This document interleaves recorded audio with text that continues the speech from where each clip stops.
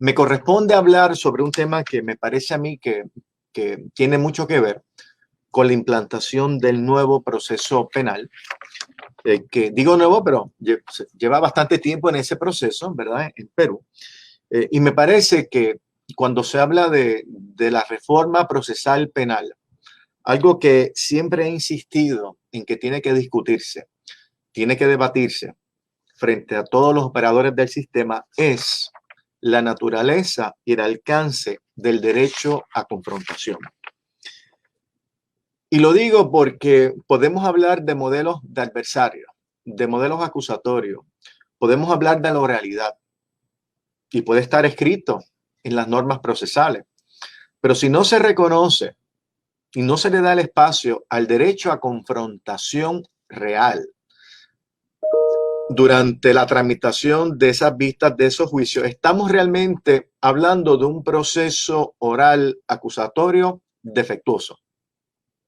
Mucho menos el derecho a confrontación puede limitarse a leer cosas que están por escrito, ¿verdad? Como es la naturaleza de la oralidad, pero lo digo porque siempre se ha partido del predicamento, particularmente en los Estados Unidos, que llevan más de 200 años con el modelo de adversario, es lo fundamental, que es la garantía y el respeto al derecho a la confrontación que tienen los acusados para que el sistema realmente sea funcional.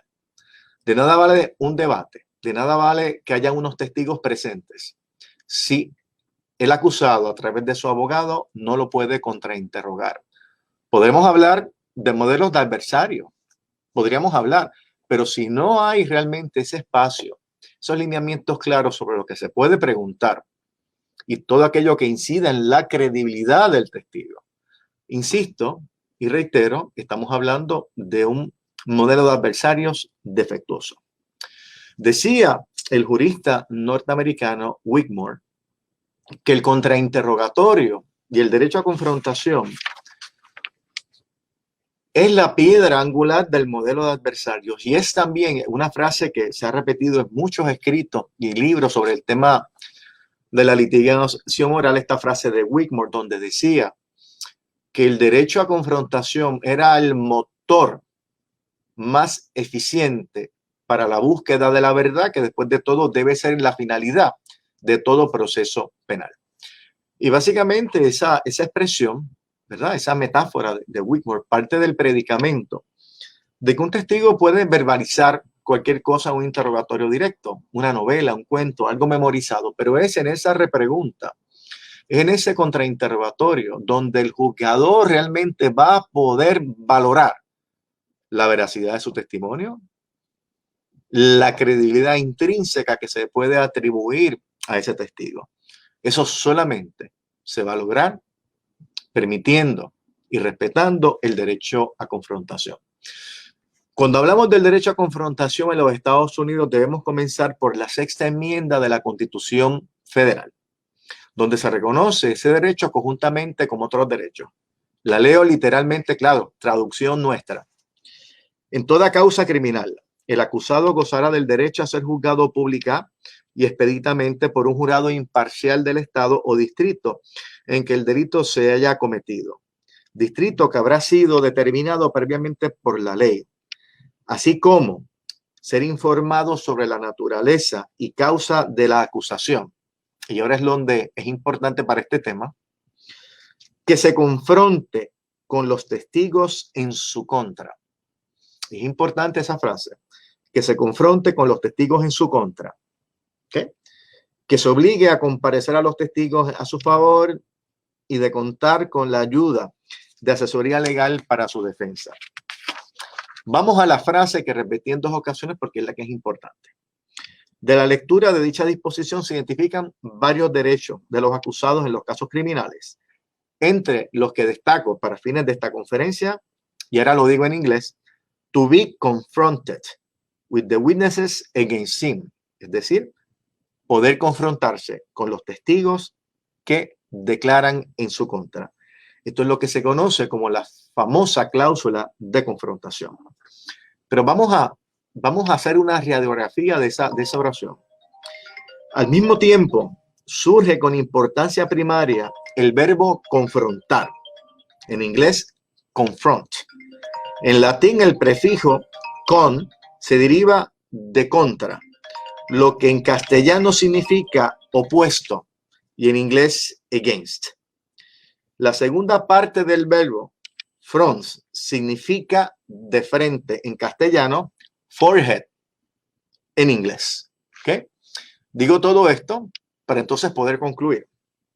De una lectura e interpretación literal de la frase confrontarse con los testigos de cargo en el contexto de un caso criminal, no puede entenderse otra cosa que no sea confrontarse de frente con los testigos de cargo.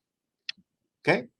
Y esto es muy importante cuando un poco más tarde en los 60 minutos que tengo para conversar con ustedes, distingamos el tema de lo que es la prueba de referencia y cómo el derecho a confrontación pretende excluir de la consideración del juzgador la prueba de referencia. Inclusive el Tribunal Supremo, hablando sobre Estados Unidos en sentencias emitidas sobre el derecho a confrontación, en una ocasión cita una de las obras del gran dramaturgo inglés Shakespeare en relación con la definición del derecho a confrontación. Y dijo, ¿verdad? Shakespeare decía, then call them to our presence, face to face, and flowing blow to blow, ourselves will hear the accuser, and the accuser freely speak. Hasta en la literatura inglesa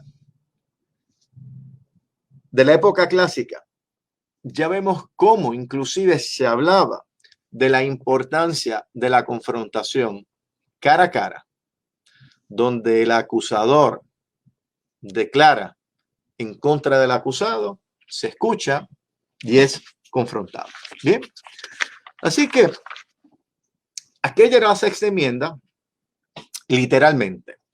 Y vamos a ver que de esa frase, y después de más de 200 años de jurisprudencia, se puede identificar en el common law cuatro finalidades determinantes que se propulsan, se realizan gracias al reconocimiento y respeto del derecho a la confrontación.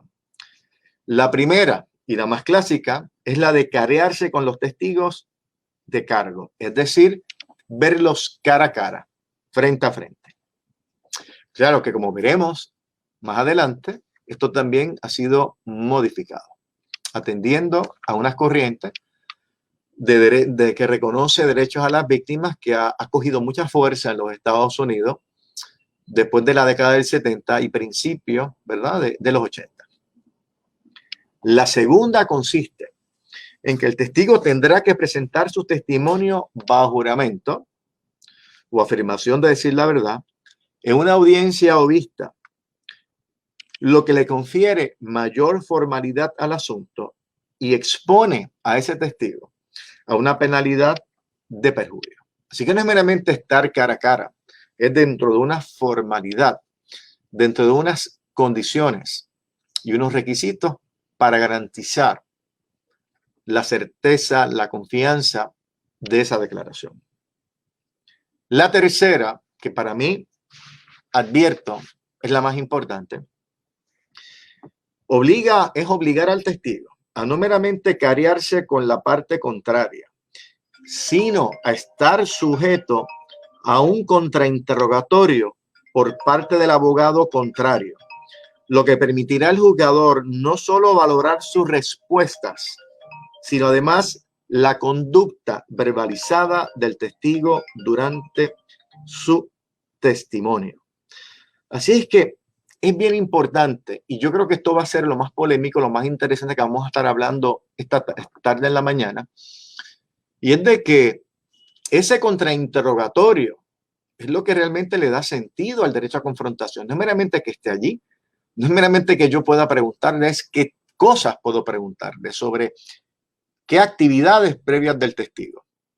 Solamente lo limitado a su conocimiento del caso, o es importante que el juzgador conozca del historial del testigo para valorar su credibilidad. Por otro lado, al estar allí sentado, sujeto a contrainterrogatorio, a las preguntas que le puedo hacer. El jugador también va a poder abarcar toda esa gama de conducta no verbalizada durante las respuestas a mis preguntas.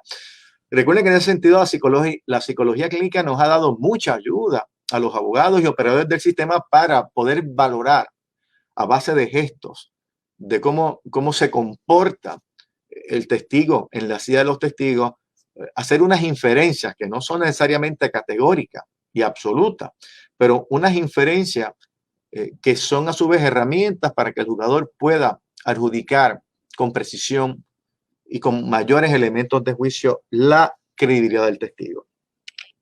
Finalmente, este es un tema complejo que no vamos a estar esbozándolo, no creo que el tiempo nos dé hoy, pero siempre es importante en el common law cómo el derecho a confrontación incide en la exclusión de prueba conocida como prueba de referencia o prueba de oídas. ¿Okay? Así que el derecho a confrontación permite también la exclusión de prueba de referencia ofrecida en contra del acusado. Veremos que no siempre fue así. Veremos que eso realmente cambió en el siglo XVIII y es importante unos aspectos históricos puntuales, pero es importante tocarlos, ¿verdad? Y me gustaría tocarlos en este momento. Pero veremos también que eso ha cambiado y que por otro lado el derecho probatorio norteamericano, que como ustedes saben, no meramente son principios, son un conjunto de 80 o 90 reglas de derecho probatorio, delinean bastante lo que se puede preguntar, pero también establecen unas excepciones a la exclusión de prueba de referencia, atendiendo a consideraciones de necesidad, a elementos de confiabilidad colateral, como hablaremos más adelante. Unos comentarios, como dije, muy puntuales, porque siempre todo tema, creo yo, tiene que estar sustentado en algunos aspectos históricos. Y para entender el porqué del desarrollo del derecho a confrontación en los Estados Unidos, particularmente en el siglo XVIII. Yo creo que una de las primeras referencias históricas que existe sobre el derecho a confrontación fue la famosa acusación aquella contra Sócrates, donde Sócrates pudo confrontar directamente a su acusador Meleto. Y fue una de las instancias donde casi de manera así, ¿verdad? Emblemática, se ilustra la importancia, incluso ya en los tiempos de Grecia, sobre el derecho a confrontación, particularmente cuando usted se le acusaba de corromper a la juventud ateniense. Es bueno también mencionar que el tratadista Blackstone, probablemente el más famoso en términos históricos en Inglaterra, siempre mantenía un distanciamiento entre el derecho continental y el common law en relación a los procesos penales. Para Blackstone era inconcebible que pudiera existir un proceso adjudicativo en casos penales donde los testigos no comparecieran. Si eran si podían ser confrontados o no, vamos, eso después se va evolucionando. Pero siempre se planteó lo imperativo de que el testigo tuviera que declarar frente. Es decir, se descartaba el elemento típico en el modelo continental, ¿verdad? En esa época de la media, siglo XVI, siglo XVII, siglo XVIII, los llamados affidavit, ¿verdad? O las declaraciones escritas de un supuesto declarante que no tenía que dar cara en el proceso judicial. Bien.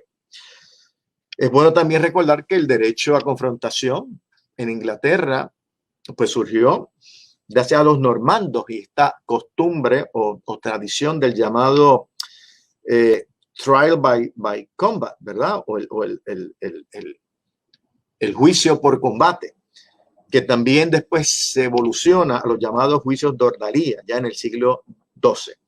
Y ahí es donde realmente empieza a evolucionar el derecho a confrontación en la medida en que surge la figura del gran jurado.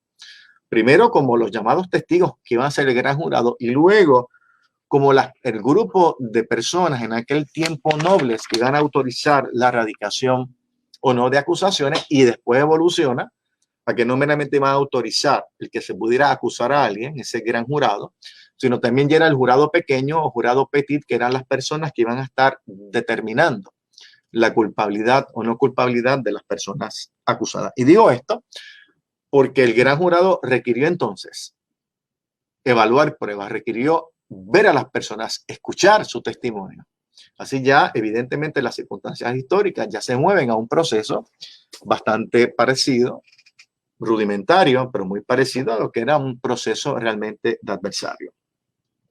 En el siglo XVII están pasando muchas cosas en el mundo. Hay dos casos bien famosos. Cuando usted estudia el desarrollo del derecho a confrontación en los Estados Unidos, siempre se hace referencia a dos juicios famosos en Inglaterra.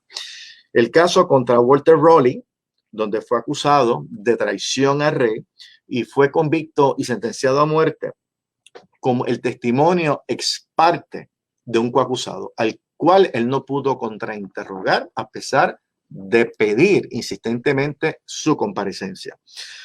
Así que Raleigh, aunque fue sentenciado a muerte, por lo menos propició mucha crítica, mucha desconfianza en cuanto a un tipo de proceso donde un coacusado, para salvar su vida, presta una declaración escrita, la cual la persona acusada puede examinar, pero no puede confrontar directamente, cara a cara, hacerle preguntas a ese testigo estrella sobre las cosas que declaró.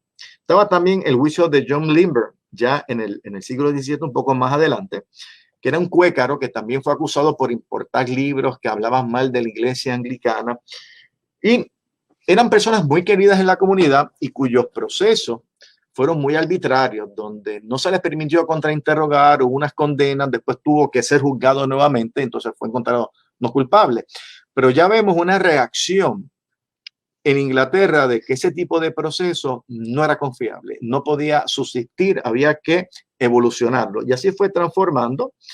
Y ya podemos ya que en el siglo, ¿verdad? En el siglo XVII, a finales, y ya el siglo XVIII, existe claramente la obligación, y no puede haber excepciones de casos de traición, donde los testigos tienen que declarar y tienen que estar sujetos a contrainterrogatorio, y de igual manera surge el reconocimiento a que no meramente tienen derecho a contrainterrogar, tienen derecho a que esté el abogado y que sea a través del abogado, lo cual va a sofisticar más, ¿verdad?, el alcance del derecho a confrontación. Pues todas estas experiencias fueron exportadas a las 13 colonias y ya en el siglo, ¿verdad?, siglo XVI, siglo XVII, ¿verdad?, y obviamente ya en los albores de la Guerra de Independencia ya había mucha molestia con el imperio en las 13 colonias, se adoptan unas legislaciones.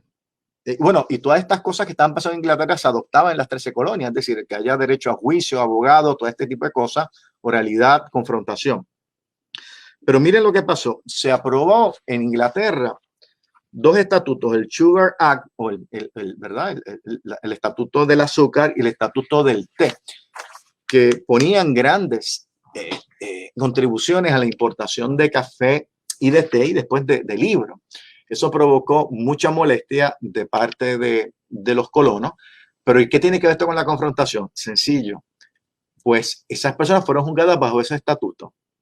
Y como los jurados eran colonos, inclusive los reyes los jueces que habían sido nombrados por el rey Jorge, eran más leales a las colonias que a Inglaterra. Entonces, pues, ellos requirieron el respeto a esos procesos. En Inglaterra se querían aprobar procesos expeditos como affidavit para estos casos y los jueces plantearon que no, vamos a garantizar en estos casos todas las garantías que ya eran conocidas en Inglaterra, derecho a abogado, derecho a confrontación. Así que estaba muy arraigado ya en la sociedad estadounidense, particularmente en los albores de la Guerra de Independencia, cuando se crean los congresos intercontinentales para yo organizar lo que va a ser el país luego de la independencia. Pues ya en todas esas 13 colonias se reconocía el derecho a confrontación, a tener abogado en todos los casos penales. Y ese sentir después de la independencia en 1776 se declara, ya en 1989 se aprueba la Constitución, posteriormente se aprueba la sexta enmienda de la Constitución, donde ya se reconoce el derecho al careo en los términos que, ¿verdad?, el derecho a confrontación incorpora la cláusula de confrontación en los términos que he compartido con ustedes. Bien. Luego de esta nota histórica, que como les advertí iba a ser breve, pero creo que era imperativo mencionarlo, me parece que es importante ir a las distintas finalidades que identificamos del derecho a confrontación y discutirlas con ustedes en estos minutos. Vamos al careo. Y el careo, pues lo conocemos todos, ¿verdad? La cosa esta de estar cara a cara.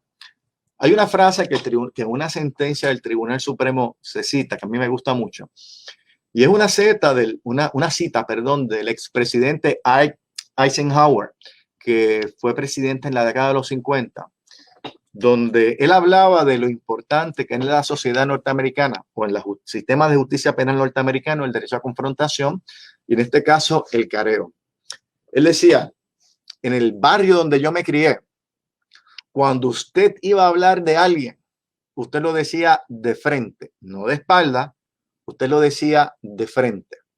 Porque si usted está seguro de lo que usted está diciendo, usted no le va a temer a nada, usted lo dice. Y él lo planteaba que era una especie de descontaminante a cualquier motivación proscrita que pudiera tener cualquier aseveración falsa en contra de una persona. Así que es interesante cómo hasta un presidente que no era abogado, era un excelente militar, reconocía ese elemento humano, ¿verdad? Surgido de la experiencia humana de que nosotros, quizás, o algunas personas a espaldas, es muy fácil decir cosas, de frente es más difícil. Así que no lo veamos como un formalismo de estar frente a frente. Todo lo que sociológicamente implica estar frente a una persona a quien usted le va a decir, yo te vi disparar, yo te vi asesinando a la persona, yo te vi apropiándote de fondos públicos, te vi y te escuché la orden que diste para hacer tal cosa ilegal. Bien. Así que vean que el careo tiene esa carga sociológica muy fuerte. Bien. Ahora, vamos a algo más actual. Vean también, y tiene que ver con lo que un poco les anticipé, de el careo, pues permite que lo veamos, que yo lo veo al testigo, pero también lo ve el juzgador, lo ve.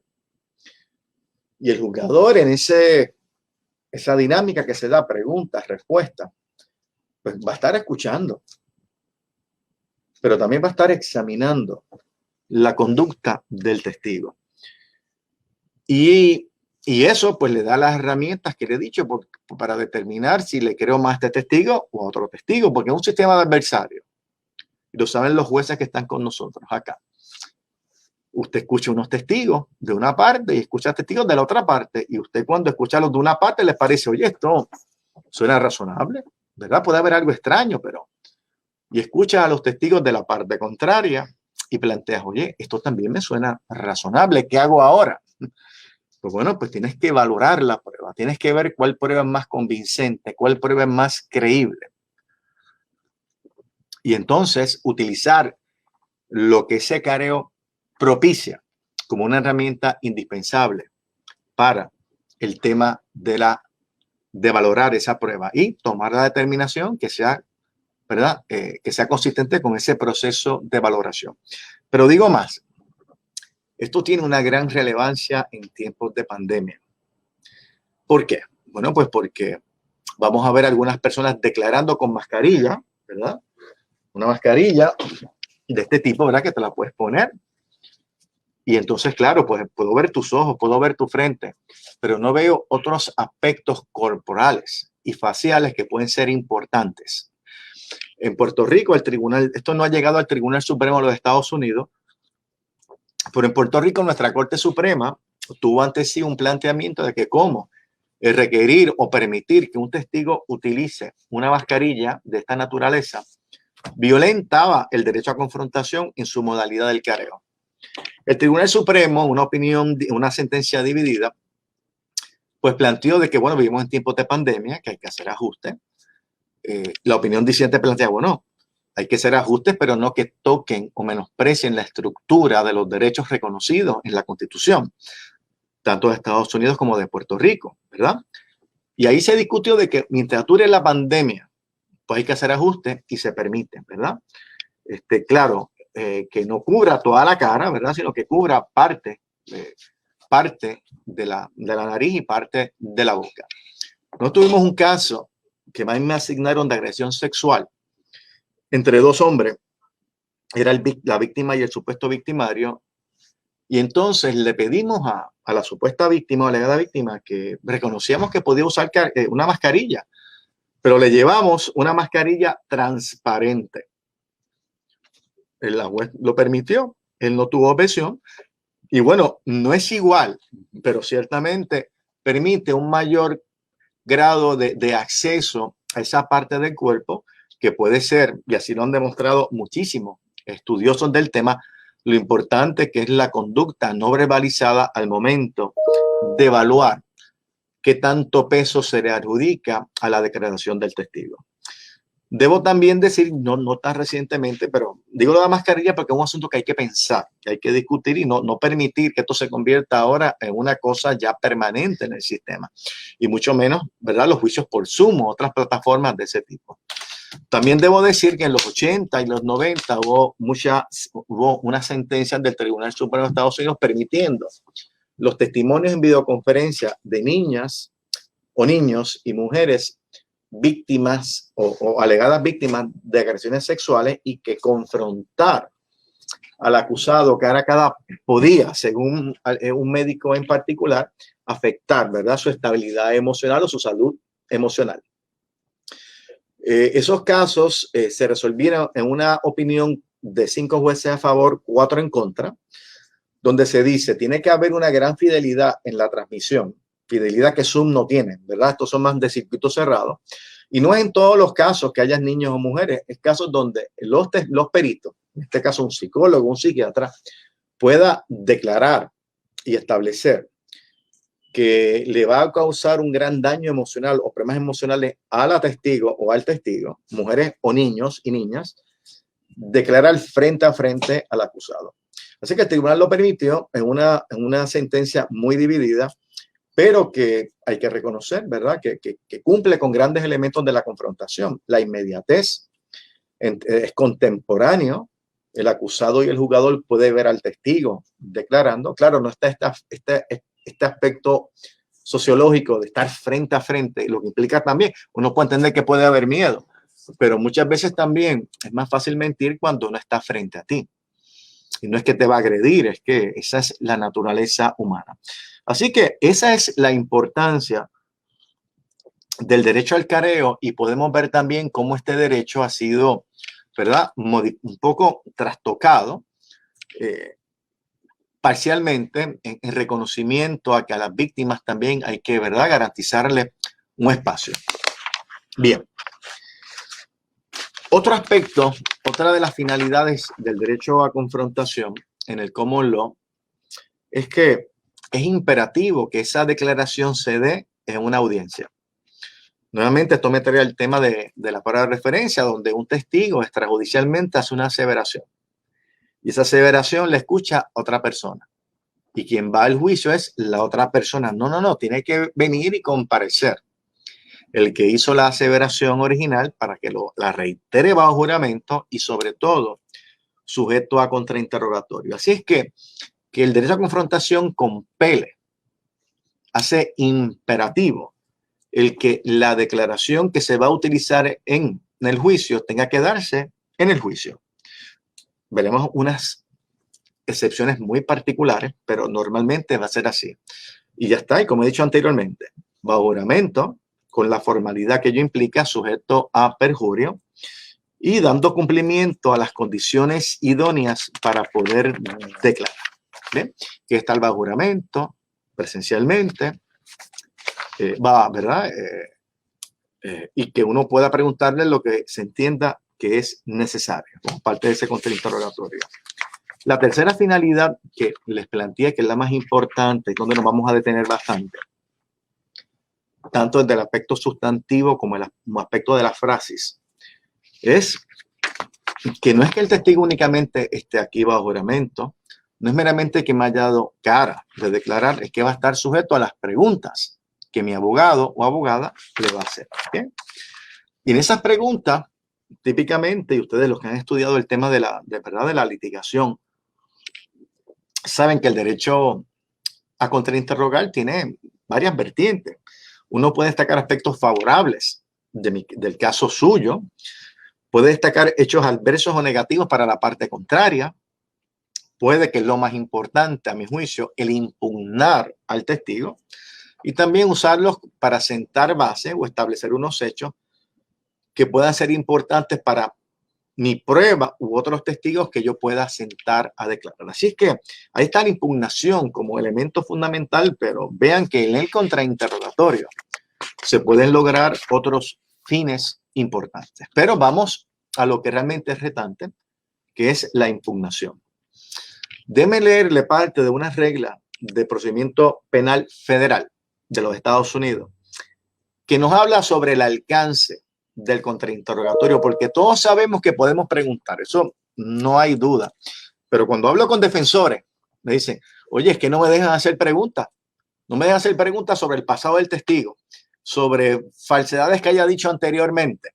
No, solamente me limitan a lo que acaba de declarar y todo aquello que tenga que estar directamente relacionado con los hechos del caso. Veamos entonces, a manera de referencia, qué dice la regla de procedimiento penal federal de los Estados Unidos en cuanto al ámbito del contrainterrogatorio.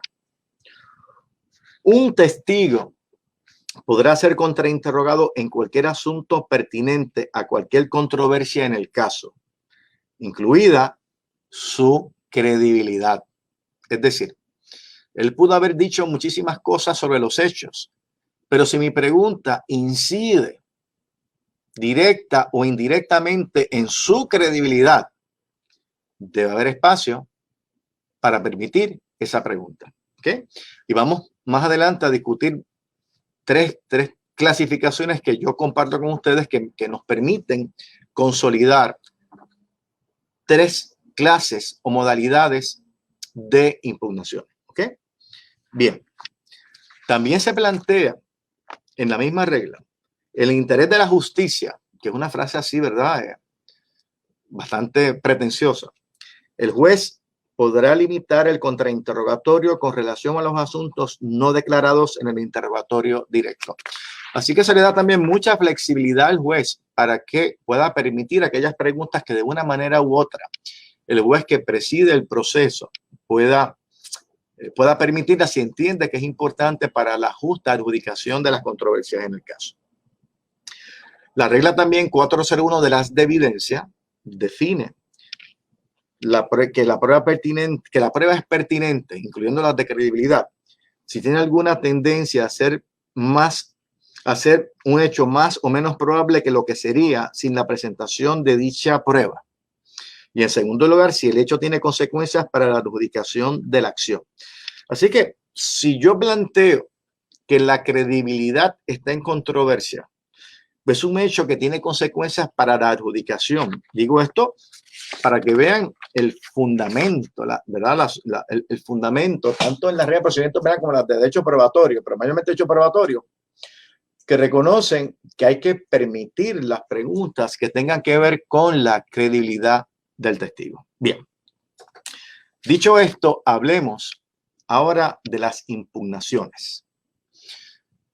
Y para facilitar esta discusión, yo las divido en tres clasificaciones distintas. Primero, impugnaciones relacionadas con el historial del testigo. 2, impugnaciones relacionadas con el testigo como tal. Algunas historial pasado, otras sus circunstancias, sus realidades contemporáneas. La tercera, la más abarcadora, la más utilizada, impugnaciones relacionadas con la declaración o declaraciones previas del testigo. Vamos uno a uno. Bien. Y lo que les estoy planteando básicamente es encapsulando las distintas modalidades que el derecho probatorio en los Estados Unidos reconoce para impugnar. Lo que he hecho también es tratar de clasificarlas o agruparlas atendiendo al tema que tratan. Comencemos con los que tienen que ver con el historial del testigo. En la normativa nuestra se permite preguntarle al testigo sobre cualquier condena cuya pena sea más de 1 año, aunque haya estado en probatoria o algún tipo de libertad suspendida, si su condena, grave o menos grave, tiene una pena mayor de 1 año, se puede utilizar para impugnar. No importa el tipo de delito que sea. En algunos estados se ha limitado para delitos que tengan que ver con deshonestidad o falso testimonio. A nivel federal, la mera condena por un delito grave, y entiéndase, un delito grave que tenga penas de más de 1 año, que son todos, o algunos delitos menos graves que pueden tener pena de más de 1 año. En ese escenario, puedes utilizar esa condena para que el jugador sepa que esta persona ha sido convicto anteriormente. Claro, hay que decir, no es lo mismo una condena de robo que una condena de perjurio, porque una condena de perjurio implica falsedad. Una condena de robo puede implicar violencia, puede implicar, ¿verdad? Hay una lesión, ¿verdad? Un bien jurídico protegido, que es la propiedad. Pero vean cómo, en la medida en que las condenas tengan que ver con falsedad, como son los delitos de falsificación, los delitos de falsa representación o una apropiación ilegal mediante treta o engaño, pues ya uno puede establecer una mayor correlación entre esa conducta pasada y la probabilidad de que el testigo esté mintiendo en este momento. Otro aspecto importante y controversial bajo esta modalidad es la opinión o la reputación que tienen las personas sobre el testigo. Mayormente se refiere a la opinión que tiene alguien sobre él o ella, o la reputación que esa persona disfruta, ya sea en círculos sociales como puede ser el laboral, el profesional, el comunitario, el deportivo, es decir, donde se relaciona qué tipo de conducta tiene, particularmente según una conducta relacionada a mendacidad. Aquí hay personas que tienen esa tendencia a mentir, a no hablar con precisión. Bien, todo eso, nuestra regla lo permite bajo el predicamento de que es imperativo que el juzgador conozca ese historial previo del acusado, perdón, del testigo que está declarando. Finalmente está también la conducta específica de mendacidad. Si se establece que hay una conducta que ese testigo incurrió, ya no tiene que ver con reputación, no tiene que ver con la opinión, ni que lo procesaron, porque a veces uno incurre en una conducta que es relevante, pero no fue procesada criminalmente cuando era un delito. Como por ejemplo, usted lo sancionan, ya sea profesionalmente o en la universidad, por un plagio. Bueno, pues un plagio es un gran ejemplo de una conducta mendaz. Uno, ¿verdad? Hacer pasar un trabajo de uno y que no es de uno. Pues es importante también que el juzgador sepa que usted fue capaz de incurrir en esa conducta. Bien.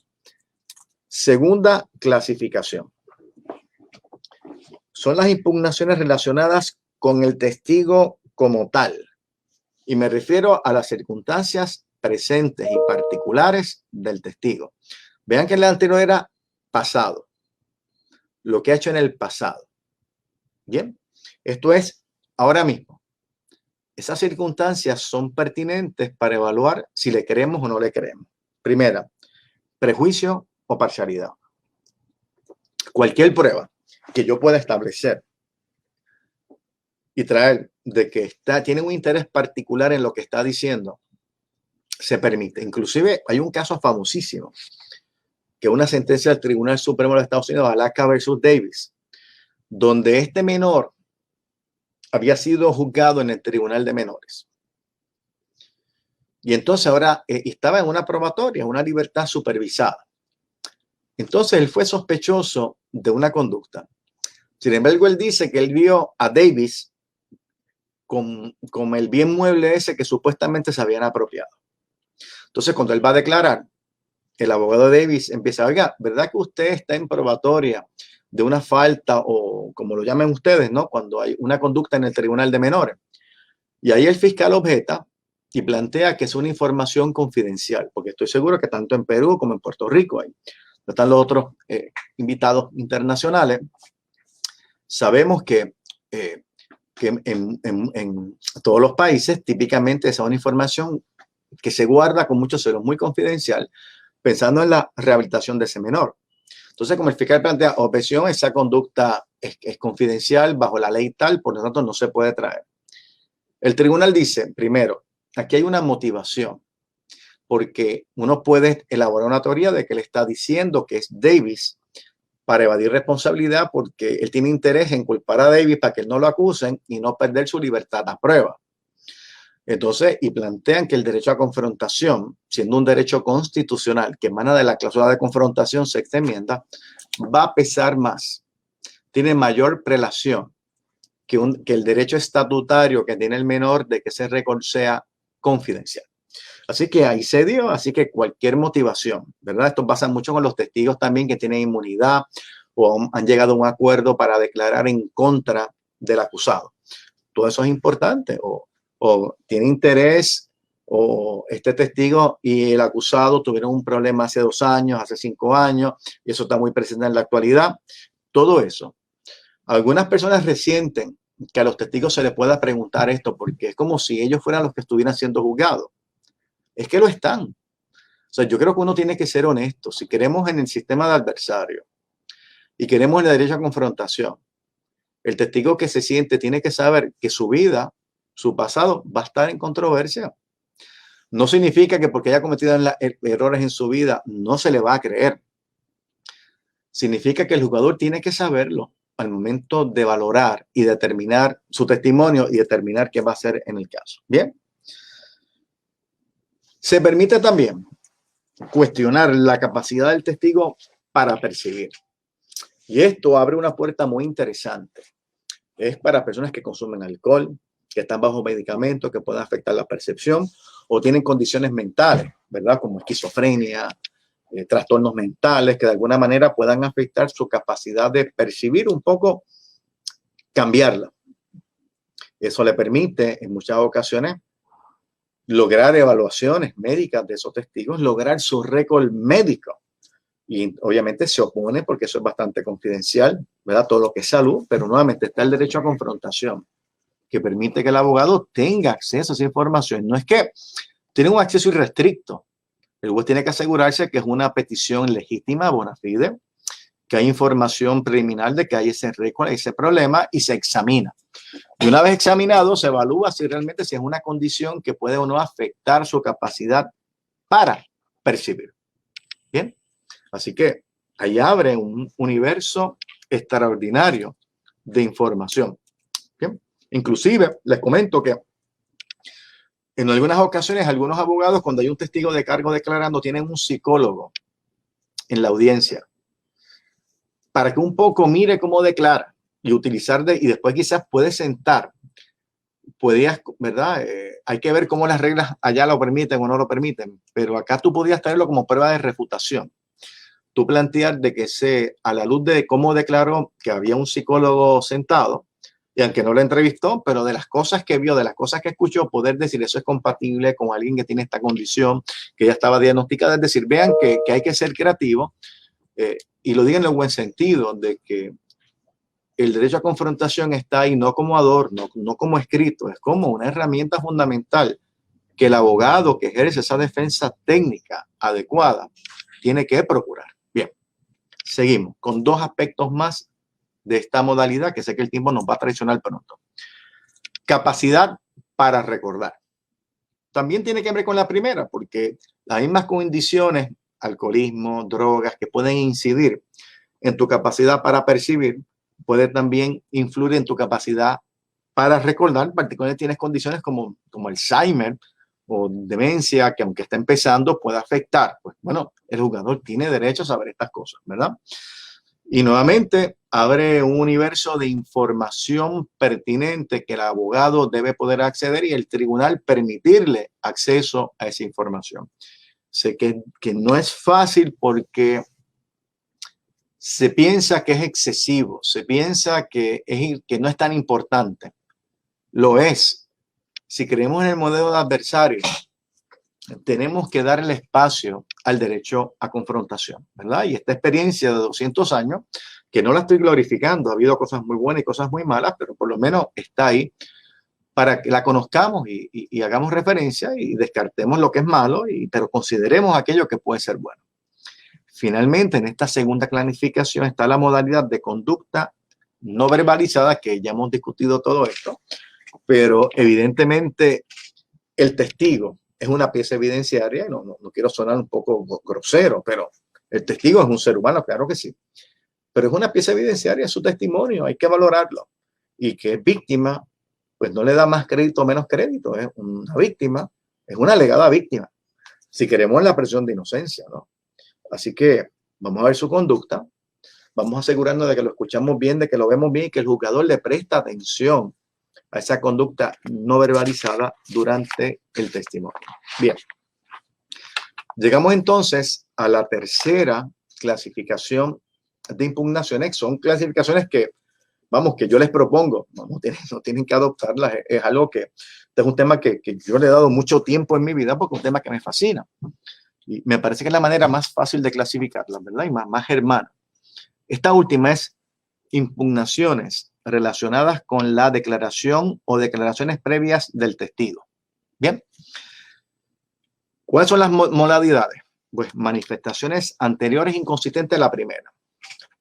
Hay dos que se parecen pero que son distintas. Vamos a precisar la diferencia y sería bueno ver cómo su ordenamiento jurídico peruano le da espacio o descarta estos posibles escenarios de impugnación.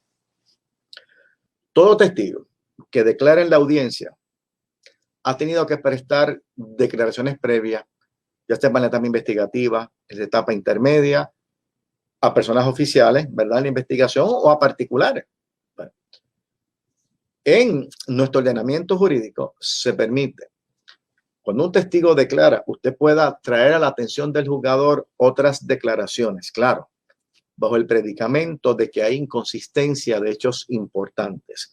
No es que hay una coma, no es que hay un punto, es que dijo que la persona que le robó el vehículo tenía su cabello color negro, ¿verdad?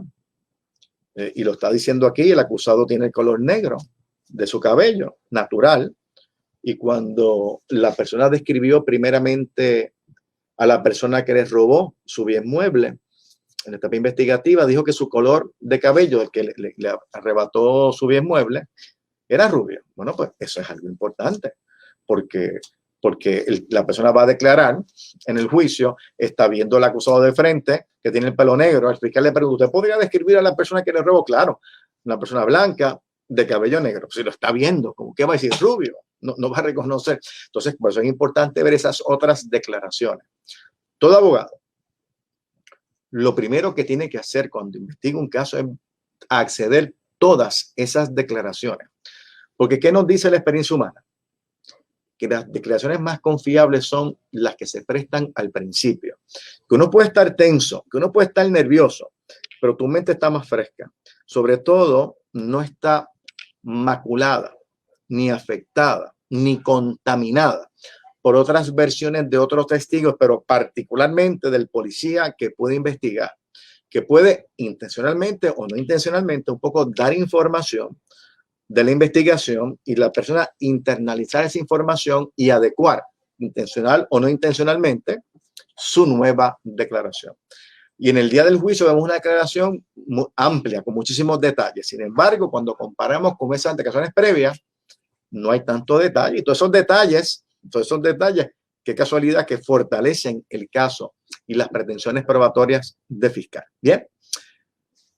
Y le digo lo mismo si fuera un testigo de defensa, ¿no? Mismo escenario. Otra modalidad de impugnación. Nos referimos a la impugnación por omisión. Y vean que esta impugnación por omisión se parece bastante a la impugnación por manifestaciones anteriores inconsistentes, pero como les expliqué, en la primera dijo pelo negro y pelo rubio acá, ¿verdad? Cabello rubio, cabello negro. Acá no. La impugnación por omisión, que se ha investigado mucho empíricamente y jurisprudencialmente, plantea lo siguiente, que el testigo viene hoy y declara y dijo algo totalmente nuevo que no había dicho anteriormente. Por ejemplo, dice que la persona que se apropió de su bien mueble, dice hoy en la audiencia, en el juicio, tenía un tatuaje, ¿verdad?, en su mejilla izquierda.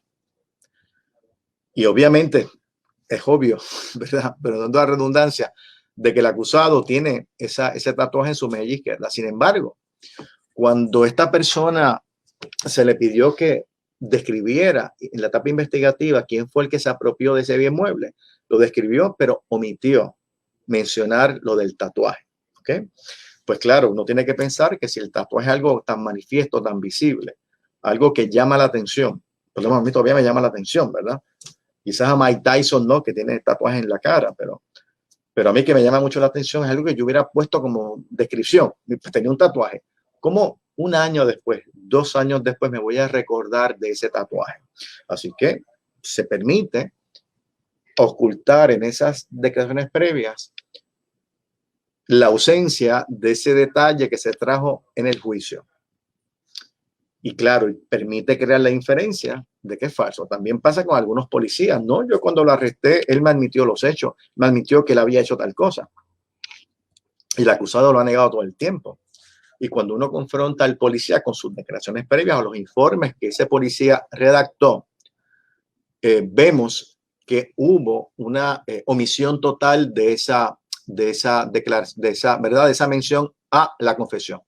¿Se me está acabando el tiempo? Pues cómo no, termino lo de confrontación, que sería la última, porque sabía que lo de prueba de referencia no me iba a dar. 2 minutos más y concluyo. Miren, la última modalidad es la de confrontación, contradicción, que es muy distinta, inclusive a que no se maneja tanto. Es que una vez un testigo declara bajo juramento, todo lo que diga, todo lo que lleva bajo juramento, si usted tiene prueba de que es falso, usted puede traer esa evidencia extrínseca para establecer esa falsedad. Es decir, yo digo, sí, yo me gradué con honores de tal universidad. Y de momento se investiga, se solicita mi transcripción y no sale que tenía honores. O que yo tenía una licencia para tal cosa. Y de momento se investiga. Vean que no tiene que ver con el caso. No tiene nada que ver. Que el testigo ha dicho algo hoy bajo juramento y si es falso, tiene derecho la persona a traerlo e impugnar. Así que básicamente, para culminar, ¿verdad? He querido encapsular todo esto del derecho a confrontación en 60 minutos, lo cual es muy difícil, pero por lo menos dejarle a ustedes un sabor, ¿verdad? Una idea de lo que puede incluir. Me faltó, y con esto termino, el tema de la exclusión de prueba de referencia, porque recuerden que no es meramente que el testigo esté aquí, es que cualquier aseveración que se trae de una tercera persona al juicio es prueba de referencia. El derecho a confrontación requiere que esté presente para que podamos realmente valorar su testimonio. Hay muchísimas excepciones a la prueba de referencia, atendiendo a la necesidad, como los testigos no disponibles, o atendiendo a que tienes unos elementos de confiabilidad, como son las declaraciones reyestas, un estado de excitación, pero se midan con mucha duda y con mucha preocupación. Así que como una última reflexión final, reitero, es importante los nuevos procesos, es importante que este siglo XXI tenga procesos de adversarios, garantistas en todo este hemisferio. Pero eso no puede pasar, porque puede estar en escrito, pero lo que va a garantizar la eficacia del proceso, que estamos realmente dando un sistema de adversarios, es el respeto y el espacio al derecho a confrontación.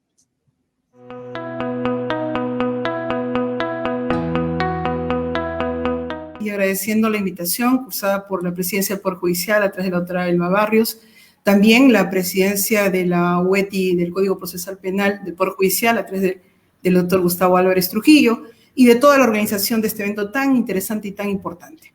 Quiero saludar muy especialmente al doctor Fontanet Maldonado. Realmente estoy muy complacida de haberla escuchado y es sin duda, pues, mencionar y de derecho, ¿no? Señalar que es un referente, por qué no decir el referente más importante sobre litigación oral a nivel, por lo menos latinoamericano, ¿no? Seguramente más, pero es muy escuchado y tomado en cuenta en sus clases y sus posturas a través de las capacitaciones en temas de litigación oral. También saludo al doctor Rogelio Sea Pantigoso, también panelista, y a todas las personas conectadas en este evento, que de verdad, como hemos apreciado con la exposición del doctor Fontanet, nos ilustra y nos lleva a tratar algunos temas. Tenemos poco tiempo, pero vamos a tratar de aprovechar todo lo posible, porque hay muchas líneas de información que el doctor ha tratado. En primer lugar, realmente me siento complacida de entender o de poder escuchar al doctor Fontanet sobre algunos puntos que ciertamente en nuestro sistema procesal penal peruano van poco a poco consolidándose, ¿no? Y voy a tratar una suerte de lluvia de ideas, por ejemplo, en el tema del contenido del contrainterrogatorio, a propósito del derecho a la confrontación que mencionaba. Nosotros no tenemos una cláusula en el Código Procesal Penal como Colombia que establece que el contrainterrogatorio será en base al contenido del interrogatorio directo, pero ha habido a veces lineamientos de entendimiento de que solamente se permita contrainterrogar sobre los hechos o los aspectos tratados en el directo, por un tema de influencia probablemente en los estudios sobre litigación oral comparada. Ciertamente me agrada mucho escuchar al doctor que estos lineamientos de apertura a poder abordar otros tópicos en el contrainterrogatorio, para nosotros, sobre todo en base al derecho de defensa, ¿no? Porque no podemos limitar este aspecto, sí, siempre y cuando sean pues pertinentes, ¿no?, a los hechos en materia de imputación. También otro aspecto interesante sobre el contenido del contrainterrogatorio, ¿no? No solamente para desacreditar al testigo o el testimonio, sino también para utilizarlo en los aspectos fortalezas para la propia tesis del contrainterrogador y también para los aspectos o información neutra, ¿no? Sí, no me favorece totalmente, no desfavorece tampoco, pero vamos a utilizar esta información, como dijo el otro, para ir sentando bases, para ir llenando información del contexto, de lo periférico, aquello que sea importante, de acuerdo a la naturaleza y calidad del testigo. Un aspecto que me ha llamado la atención es en el tema del uso de la declaración previa por omisión. Sí, en realidad nosotros conocemos que el sistema americano, Puerto Rico, utilizan adicionalmente al uso de declaración previa, como en nuestro caso, textualmente el 378.6 del Código Procesal Penal señala el uso de declaración previa para evidenciar contradicción y para refrescar memoria, ¿no? Y probablemente dentro del contenido de evidenciar contradicción hay algunas líneas que están acaso considerando el tema de la omisión. Sabemos que se aplica en el sistema puertorriqueño y pareciera que esto podría más adelante, poco a poco, ir ingresando, pero a través de situaciones muy evidentes, ¿no? Como el caso del ejemplo del tatuaje que dio, pero muy evidentes para efectos de no ir más bien contra aquello de lo que no se preguntó. Oiga, no lo preguntaron, no me lo preguntaron, ¿por qué tendría que ser esto una contradicción, no? Entonces, hay ciertos límites, hay ciertas consideraciones que en todo caso, poco a poco, nuestro propio sistema va a ir desarrollándose. Quiero volver al tema del derecho a la confrontación y cómo nosotros, en nuestro sistema procesal penal peruano, que no lo tiene este derecho de confrontación en el rango constitucional, como decía el doctor Fontanet, sobre la sexta enmienda y su naturaleza constitucional muy relevante para dicho sistema, nosotros tenemos el principio de contradicción enmarcado en el debido proceso, que contiene el derecho de defensa, la motivación escrita en las resoluciones judiciales, la presunción de inocencia, el principio de igualdad, todo ello revestido del debido proceso y por encima de ello de la tutela jurisdiccional efectiva, que sí está en el contenido constitucional, ¿no? Y con ello arribamos o bajamos hacia los temas que en efecto en juicio vemos como las objeciones, el contrainterrogatorio, el recontrainterrogatorio, el uso de declaración previa para evidenciar contradicción, el careo, que conforme a nuestra normatividad del artículo 182 permite incluso careo entre acusados, entre testigos y obviamente entre testigo y acusado, ¿no? Que es mucho más amplia la figura de lo que era anteriormente con el Código de Procedimientos Penales. Y contraargumentos en los alegatos de clausura, etcétera. O sea, estamos inmersos en este principio de contradicción y que de alguna forma está vinculado al derecho a la confrontación que señalaba el doctor Fontanet. Quiero ir a dos puntos que me parecen pueden ser encausados como preguntas para ser absueltas. Por favor, le pediría al doctor Fontanet. Una es en el tema de si el derecho a la confrontación, que hemos escuchado muy interesante la locución, doctor, desde la perspectiva formal la entendemos como la oportunidad que tiene la defensa, en efecto, de confrontar al testigo de cargo, de carear con el testigo de cargo, muy bien, pero como oportunidad. ¿Ustedes consideran en su sistema este derecho a la confrontación descrito hoy también desde la perspectiva material? Esto es que en efecto se cumple esa finalidad. ¿Qué pasa si aún con la oportunidad más bien hay una situación neutral o de deficiencia? Ahí aplica también si es que no hay una adecuada contrainterrogatorio una adecuada persecución de fines, sino por el contrario, ¿no? No llegar a los mismos, ¿se estaría afectando desde su perspectiva el derecho a la confrontación o solo es el tema de tener la oportunidad más allá de la eficiencia o no del contenido? Y en un segundo punto, en relación a una situación problemática particular, ¿no? Y a la luz del derecho a la confrontación.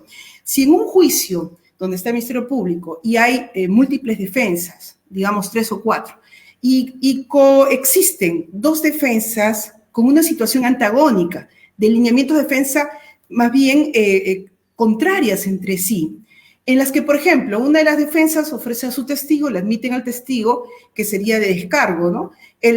Aquella defensa hace el interrogatorio directo y el contrainterrogatorio del Ministerio Público. Pero ¿cuál es la situación de la otra defensa? Que ahí va a luchar porque seguramente las líneas son de atribución recíproca de hechos a sus propios patrocinados, ¿no? Que quiere entrar probablemente, entre comillas, a contrainterrogar al testigo respecto a su posición. ¿Han visto esa situación? ¿Sería una suerte de un interrogatorio intermedio entre el contrainterrogatorio y el redirecto? ¿Cómo han visto esta situación que pueda presentarse? Y de hecho, se ha presentado en algún momento en la práctica judicial. No sé si me queda un poco más de tiempo, señor presentador. Sí, doctora, le queda todavía 2 minutos. Ya, perfecto.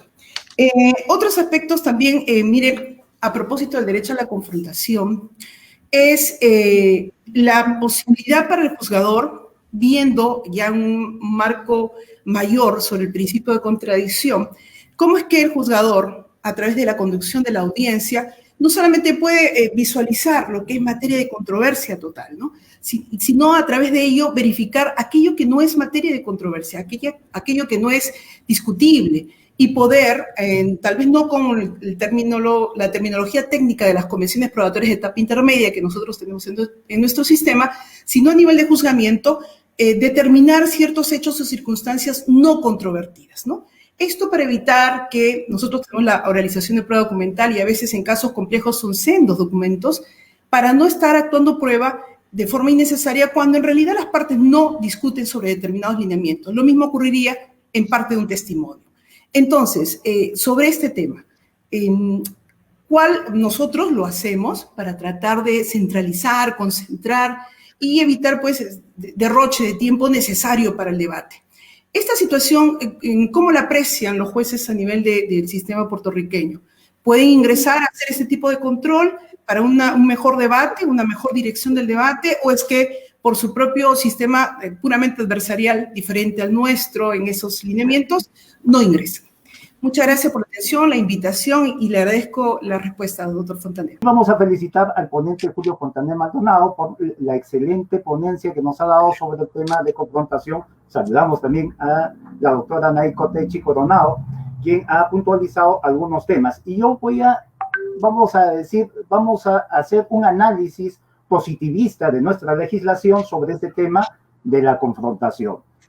Tenemos problemas en la aplicación del juicio en nuestro sistema, a pesar de que tenemos regulado nuestro Código Procesal Penal con reglas procesales para garantizar este tema de confrontación en la etapa de juzgamiento.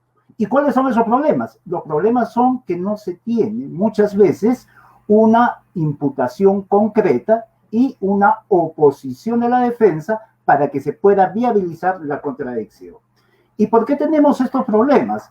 Se generan básicamente esos problemas porque durante el juicio estamos en la misma mentalidad de querer indagar sobre el suceso delictivo, de buscar los mecanismos, los hechos y las pruebas para poder al final, el juez tenga que al final valorar sobre actos de indagación que se están llevando en etapa de juicio. Y la etapa de juicio no es para indagar. Veamos, y al inicio había dicho, vamos a hacer un análisis desde el sistema positivista. Nuestro artículo 330.2 del Código Procesal Penal nos establece ya los objetivos por los cuales tienen que llevarse a cabo las diligencias preliminares.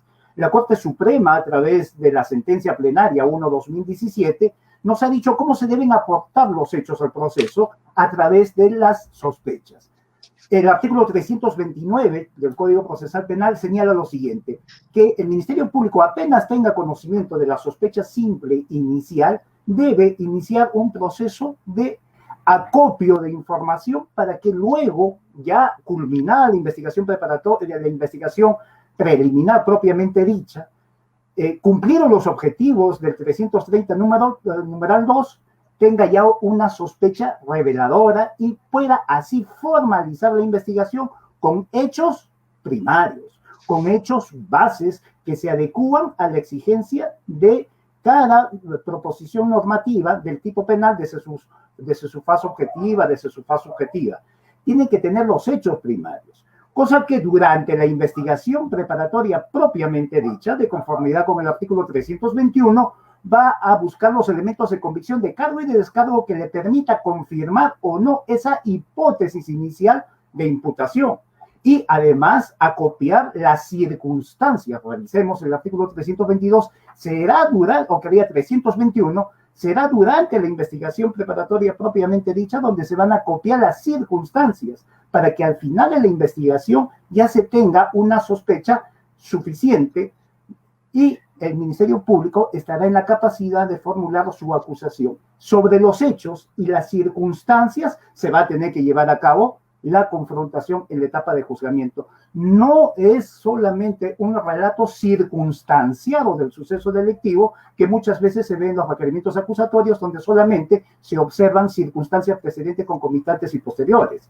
Tiene que haber los hechos bases y sobre los hechos bases las circunstancias que rodean a la imputación, conforme también tiene que realizar el 156 lo que va a ser objeto de prueba. Ahora bien, habíamos dicho que para garantizar la confrontación en la etapa de juzgamiento se tiene que tener, lógicamente, la oposición. La defensa tiene que tener una estrategia para poder enfrentar la pretensión punitiva a nivel de juzgamiento.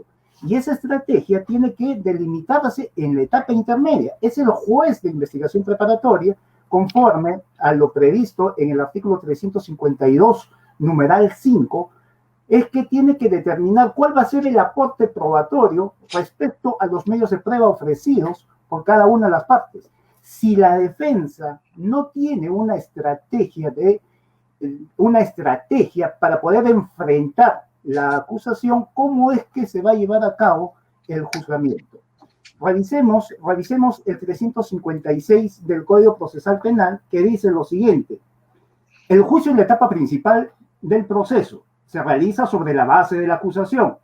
Luego, seguidamente dice, asimismo en su desarrollo se observan los principios de continuidad del juzgamiento, concentración de los actos del juicio, dice, rigen especialmente la oralidad, la publicidad, la inmediación y la contradicción en la actuación probatoria. ¿Qué significa esto? Significa que si estamos en etapa de juzgamiento, tiene que haber una contradicción respecto a los medios de prueba de la parte contraria. No podemos ir a juzgamiento, como actualmente vemos, cuando se están oralizando los documentos, se le corre traslado a la defensa y la defensa dice no tengo ninguna observación, no tengo nada que contradecir respecto de ese documento que ha sido admitido en la etapa intermedia. Si fuese así, ¿por qué no se promovió las convenciones probatorias, tal cual también lo señala el 352, numeral 5, si mal no recuerdo, en que se tiene que establecer convenciones probatorias respecto de aquellos medios de prueba que no van a ser materia de contradicción en la etapa de juzgamiento. En la etapa de juzgamiento no se puede llevar a cabo sin observar estas formas establecidas, como usted también ha señalado, doctor Julio Fontanet. Hay formas establecidas y, lógicamente, estos actos procesales son actos públicos y de cumplimiento obligatorio. ¿Para qué? Para garantizar seguridad jurídica. No podemos hacer un juicio oral extrayendo información de forma desordenada, intuitiva. Tiene que ser a través de una metodología de actos procesales, porque nuestro proceso es un proceso cognitivo. Y en base a ese proceso cognitivo es que se lleva a cabo la actuación de los medios probatorios, porque el artículo 393 señala que el juez solamente va a valorar aquellos medios de prueba que han sido legítimamente incorporados al proceso. Y esos actos y esos medios probatorios legítimamente incorporados al proceso son los de la etapa intermedia. Es decir, que cuando el testigo va a declarar, declara sobre el aporte probatorio propuesto por el Ministerio Público o propuesto por la defensa y por el cual ha sido admitido de conformidad con el 352, numeral 5. Hay un objeto del debate. Hay un objeto del debate delimitado ya en el auto de enjuiciamiento por el juez de investigación preparatoria. Sobre ese objeto del debate se lleva a cabo el contradictorio. No podemos hacer contradictorio de una forma intuitiva, desordenada, de descubrimiento, sino que el contradictorio tiene que basarse sobre el objeto del debate porque así nos los exige el 393, numeral 1. Y luego, al final, el juez, lógicamente, estará en la capacidad de hacer una valoración de la prueba aplicando ya sea la lógica, las reglas de la ciencia o las máximas de la experiencia conforme se lo autoriza el artículo 151. En ese sentido, debemos señalar que la confrontación está delimitada en nuestro ordenamiento procesal penal. No podemos llevar a cabo confrontaciones bajo aspectos indagatorios de descubrimiento, porque ya, por ejemplo, en el tema del contrainterrogatorio que ha tocado usted, para que se garantice el ejercicio del derecho de defensa, el 378, numeral 8 del Código Procesal Penal, señala lo siguiente, que la defensa solamente puede hacer contradicción o contrainterrogatorio evidenciando contradicciones en las declaraciones de los testigos, pero no podría hacer contrainterrogatorio indagando sobre aspectos o hechos nuevos que no han sido postulados u ofrecidos y por los cuales admitidos en la etapa intermedia.